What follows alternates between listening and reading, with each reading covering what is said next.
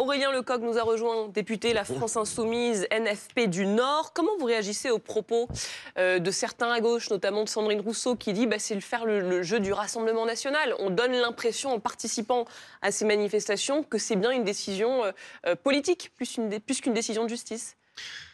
Mais attendez, faut qu'on regarde là ce qui est en train de se passer. C'est pas anodin ce qui se passe dans notre pays. On a aujourd'hui l'extrême droite qui décide, en s'en prenant à des magistrats, à une magistrate, qui en la harcelant, en lui mettant une cible dans le dos, elle se retrouve menacée, elle doit être mise sous protection policière. Nous avons une extrême droite soutenue par tous les gouvernements autoritaires du monde, à commencer par M. Trump, qui appelle à manifester presque au pied de l'Assemblée nationale. Et vous pensez qu'on va laisser faire sans rien faire? Donc c'est une erreur de vos amis socialistes et écologistes? Donc nous assumons, nous, et nous l'avons dit, et nous l'avons dit très clairement, nous assumons, nous, de combattre politiquement le Rassemblement national et de ne pas leur laisser 1 centimètre de terrain. À partir du moment où le Rassemblement national, Madame Le Pen et Monsieur Bardella décident de se lancer dans une action séditieuse, de menacer nos institutions parce que c'est ce qu'ils font, alors oui, nous devons avoir une réplique immédiate. C'est ce qu'on fera le 6 avril à 13h, place de la République, dimanche. Donc vous dites aux communistes et aux socialistes qui ne souhaitent pas vous rejoindre, ou encore à Sandrine Rousseau, que c'est une erreur de pas participer dimanche.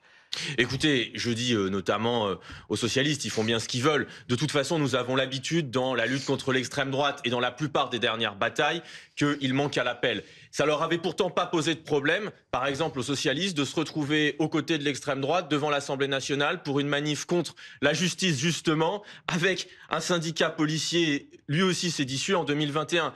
Là, on a besoin d'arrêter ces guéguerres politiciennes. On a un danger qui est celui de l'extrême droite, qui est un danger mortel, à la fois pour notre République, pour plein de gens. Nous avons commencé à lancer la riposte populaire le 22 mars. Nous devons continuer ce dimanche à 13h République. Et surtout, nous devons appeler à une grande riposte massive dans tout le pays. Un déferlement le 1er mai. Ce sera ce moment-là pour nous, à gauche, qui doit être le moment le plus puissant, et le plus fort. On réalise là, avec ce qui se passe, qu'il n'y a pas de front à gauche. Néla Latrousse. Et surtout, Aurélien Lecoq, moi je ne comprends pas sur le fond en quoi la position que vous portez est différente de celle du Rassemblement national. Je vais vous lire 2019, Jean-Luc Mélenchon. Ça, attendez, moi je vais me baser sur des écrits, puis comme ça vous allez m'expliquer par la suite.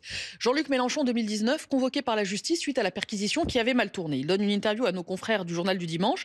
Il dit: ce n'est ni du droit ni de la justice, c'est juste une exécution politique.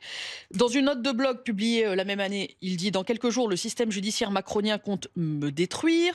Le but est de nous nuire le plus longtemps possible. C'est une mise en scène qui précède un meurtre politique. Marine Le Pen, elle parle de sa mise à mort politique par le système judiciaire.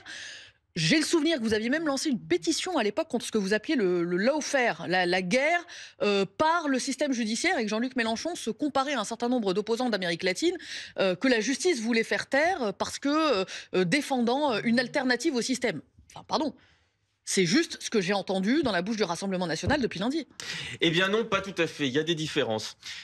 La première chose, c'est que nous assumons d'être critiques du fonctionnement de notre justice et de dire que parfois, il lui arrive d'être utilisé à des fins politiques. Par exemple, c'est un fait, les procureurs ne sont pas indépendants et donc portent des réquisitoires qui sont politiques. C'est une autre chose que de décider de s'en prendre nommément à des magistrats du siège qui prennent une décision, c'est-à-dire à des magistrats indépendants. Nous n'avons pas de problème à dire que parfois nous ne sommes pas d'accord avec une décision de justice, mais à aucun moment nous n'acceptons et nous ne mettons en cause un magistrat personnellement, le mettant en danger, faisant en sorte qu'il soit obligé d'être mis sous protection policière parce que des nervis d'extrême droite pourraient aller le chercher dans Paris. Ça, c'est absolument insupportable. Mais vous avez dit que la justice était politisée par moment. Absolument rien à voir. Ça n'a rien à voir. Vous avez déjà vous-même porté ce discours de dire que la justice pouvait être politisée et utilisée contre des opposants politiques. Nous avons une vision critique de la justice. Nous ne sommes pas d'accord lorsque la justice décide d'emprisonner des centaines de gilets jaunes. Nous ne sommes pas d'accord lorsque la justice décide, par exemple,